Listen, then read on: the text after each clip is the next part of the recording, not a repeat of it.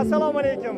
O'zbekiston bag'ri keng diyorki, uning qudrati birlik va hamjihatlikda. Boisi mana shu yurtda, mana shu mamlakatda 130 dan ortiq millat va elat vakillari ahil inoq istiqomat qilishadi. Birgina Jizzax viloyatining o'zida ham 6 dan ortiq milliy madaniy markazlar faoliyati yo'lga qo'yilgan. Biz turgan joy esa Jizzax viloyatining eng chekka chegara oldi hududi Kenja tumani, Yangiobod tumanidir. Bu Yangiobod tumanida ham albatta ko'p millatli xalq istiqomat qiladi. Chunki bu joy Tojikiston Respublikasi bilan qo'shni tuman hisoblanadi. Ko'rib turganingizdek, bugun mana shu xalqlar do'stligi, millatlar totuvligi aks etgan bayramlardan biriga guvoh bo'lyapmiz. Biz keling, tuman aholisining bir kayfiyatini, mana shu aholi uchun mamlakatning ikki mana shu prezidentlar tomonidan inson qadri uchun qanday islohotlar amalga oshirilayotganligini ularning taqdiri misolida ochib beramiz. Dastlabki suhbatdoshimiz mana shu tumanning mehnat faxriysi Olimjon aka Begmatov. Bugun tumanda bir juda ham katta bayram nazarimda.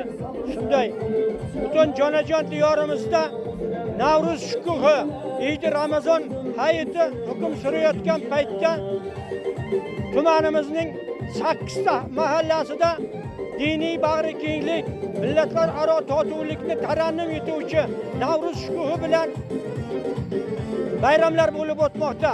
Mana shu tojik millati, qirg'iz millati bilan o'zbek millati doimo bir bo'lib kelgan.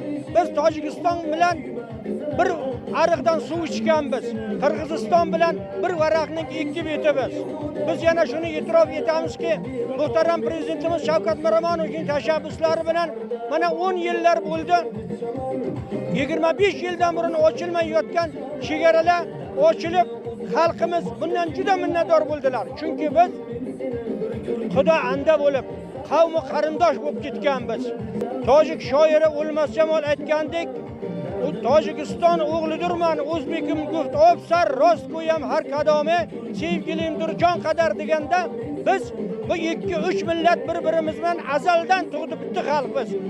Mana birgina Yangiobod tumanimizni oladigan bo'lsak, Navqiron tuman bo'lsa-da 600 dan oshiq tojik millatiga mansub fuqarolar yashaydi. Bitta Chakand qishlog'imizdan fan doktorlari, olimlar yetishib chiqqan. Shunday tarixiy ahamiyatga ega bo'lgan 3 millat to'g'risidagi muzey bor va bundan tashqari darslari ham tojik tilida o'tadi. Sport musobaqalari uchun hamma sharoitlar yaratilgan. Mana shunday ekan, muhtaram prezidentimizning tashabbuslari bilan Xo'jand shahrida o'tadigan 31-martdagi Qirg'iz, O'zbekiston, Tojikiston davlat rahbarlarining do'stlik uchrashuvlari o'ylaymanki, yana aholimiz, xalqimiz kutadigan, ishonib kutadigan juda ko'p yangiliklarni yaratadilar. Biz mana shunday bag'rikenglik, diniy totuvlik uchun qilinayotgan barcha sharoitlardan muhtaram prezidentimizdan minnatdormiz. Rahmat sizga fikrlar uchun. Aytish kerakki, milliy libos hammaga yarashadi. U boshqa millat vakilligi bo'lsa ham. Keling, menga o'zbek do'ppisini bering, men sizga esa mana bu bosh kiyimni beraman. Nima deysiz? Keling, bosh kiyimlardan almashamiz. Aha, keling, men to'g'rilab qo'yaman. Yarashdi. O'zbekiston qahramoni Erkin Vohidovda o'zbegim she'rida aytganiday, qayga bormay boshda do'ppim, g'oz yurarman gerdayib, nomi ketgan olam uzra O'zbekiston o'zbegim deydi. Shunday ekan, Qirg'iz xalqining ham mana shu bosh kiyimi o'zining millatiga sadoqatli ekanligini bildiruvchi bir milliy libosdir. Mana shunday ekan, bizda do'stligimiz ham, yuragimiz ham, tilimiz ham, dilimiz ham, kiyimlarimiz ham bir-biriga mos deb o'ylayman. Rahmat sizga fikrlar uchun. Bayram muborak bo'lsin. Yana bir bora keling, biz yana Yangiobodliklarning kayfiyatini ulashda davom etamiz. Haqiqatan ham bu joyda chegaralar ochilgandan keyin aholining ancha og'iri yengil bo'ldi. Biz yana bir suhbatdoshni taklif etmoqchimiz. Assalomu alaykum. O'zingiz tanishtirsangiz. Men Xudoynazarova Nurjon Nizomova. Mana shu mahallada 60 yildan beri faoliyat yashayman. Mana bugun O'zbekistonimizning eng chekka Yangiobod tumanida millatlararo totuvlik va hamjihatlik bayrami bo'lmoqda. Bu tumanimizda, bizning tumanimizda ham rus, tatar, tojik, qirg'iz millatlari va bir necha millatlar yashaydi. Biz bu millatlar bilan ahil totuv, to'yimiz bir, ma'rakalarimiz bir, ahil inoq yashab kelmoqdamiz. Yurtboshimizning oqilona, dono siyosatlari bilan mana O'zbekiston bilan Tojikiston, Qirg'iziston barcha respublikalar orasida tinchlik, totuvlik aloqalari o'rnatilmoqda. Tojikiston Respublikasida meni o'zimni qaynopam turmushga chiqqan. Mana shu opam bilan o'rtada bir necha vaqt ayrim sabablarga ko'ra, faktlarga ko'ra biz aloqada bo'la olmadik. Opamizni borib ko'ra olmadik. Ular bilan to'ylarda birga bo'lish nasib qilmadi. Vaqti kelganda ma'rakalarga bora olmadik, kela olmadik. Mana yurtboshimizga ming rahmat. Chegaralar ochildi. Opamiz bemalol kelib ketyapti. Biz ham borib ularni to'ylarida, ma'rakalarida ko'rib kelyapmiz. Jon-jigarlar, qarindoshlar bir-birini sog'ingan vaqtda bemalol diydorlashyapmiz. Bu yurtda mana shunday yurtda O'zbekistonda yashayotganimdan g'ururlanaman. Chunki bu yurtda inson aziz. Insonni xotin-qizlar undan-da aziz. Mana shu men shu tumanda 30 yildan beri faoliyat ko'rsatib kelyapman. Mani arzimagan kamtarona mehnatlarim 2008-yilda yuksak baholanib, taqdirlanib, shuhrat medali bilan taqdirlandim. Konstitutsiyamizning 30 yilligi ko'krak nishoni bilan taqdirlandim. Men mana shunday e'tiroflardan, taqdirlanishlardan yanada ruhlanaman, kuch olaman. Yurtboshimizga, mana shu rahbarlarimizga, mana shunday siyosatlariga minnatdorchilik bildiraman.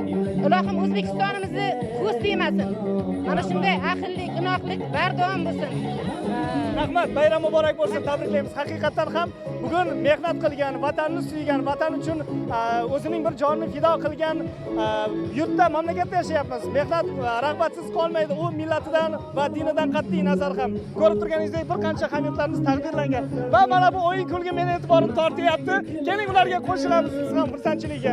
Va yana bir narsa, Yangiobod tumanida allaqachon qo'shni Tojikiston Respublikasi bilan qudachilik, andachilik rishtalari, to'y ma'rakalari hamohang tarzda o'tadi desak xato bo'lmaydi. Bu joyda tojik kelinlari va Tojikiston Respublikasida esa o'zbek kelinlari ham bor. Keling biz ularni suhbatga taklif etamiz. Assalomu alaykum. Bu joyda tojik kelinlari ham bormi? Albatta, juda ko'p. Tojik kelinlari ko'p. Mana misol uchun Qo'qonboyeva Ro'zigul Tojikistondan kelib kelgan. Keling Ro'zigul opani suhbatga tortamiz. Ro'zigul opa, assalomu alaykum. Yaxshimisiz? Salomatmisiz? Kelin bo'lib tushganingizga qancha vaqt bo'ldi? 25 yil bo'ldi. Qo'qonboyeva Ro'zigul shu Tojikiston Respublikasi Yangiqo'rg'on qishlog'idan O'zbekiston Respublikasi Yangiobod tumaniga kelin bo'lib kelganimga 25 yil bo'ldi. 3 nafar farzandim bor. Bag'da biz bemalol yashaymiz. Hech kim o'zbek, tojik millatchilik qilmaydi. Avvallari uyga borishga chegaralarda muammolar bo'ldi. Chegaralar yopiq edi.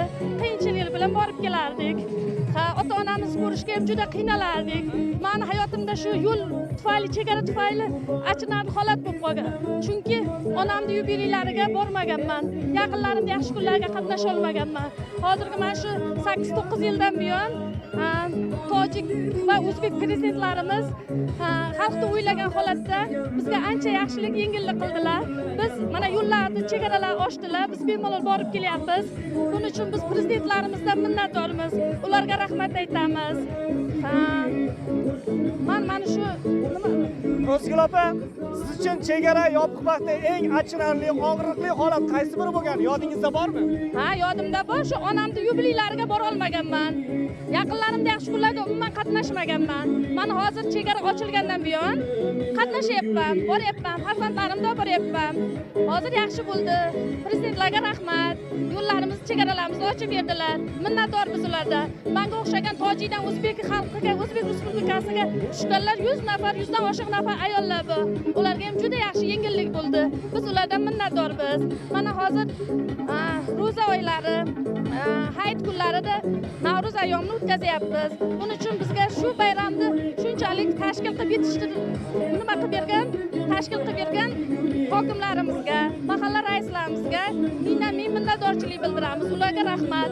Hammalarini mana shu ulug' ayyomlarimiz bilan tabriklayman. Bayram sizga ham muborak bo'lsin. Haqiqatan ham bugun albatta mana shu bag'ri keng diyorimizda hamma ahli istiqomat qiladi va aytishimiz kerakki, bugun ko'rib turganingizdek juda ham ko'pchilik mamnun va keling mana shu chetda tomosha qilib turganlarni ham suhbatga tortsak. Assalomu alaykum. O'zingizni tanishtirsangiz. Yangiobod tuman maktabgacha va maktab ta'lim bo'limi boshlig'i Muxtor Fe'lim. Kayfiyat qalay? Bugun haqiqatan ham millatlar totuvligi tarannum etilayotgan bir bayramga guvoh bo'lyapmiz nazarimda. Kayfiyat a'lo. Yurtimizda Yana Navro'z. bir bor bayramlar bilan Ko'ryapsiz, hammani kayfiyati yuqori, samimiy. Bu yerda ko'p millatli xalqlarimiz bor. Sizlar uchun kuylaydi Ta'lim ajoyib maktablarimizda ham barcha Shahzodbek millat vakillari uchun sharoitlar yaratilgan. Bu bayramlar davom etadi. Bugun bir kun emas bu.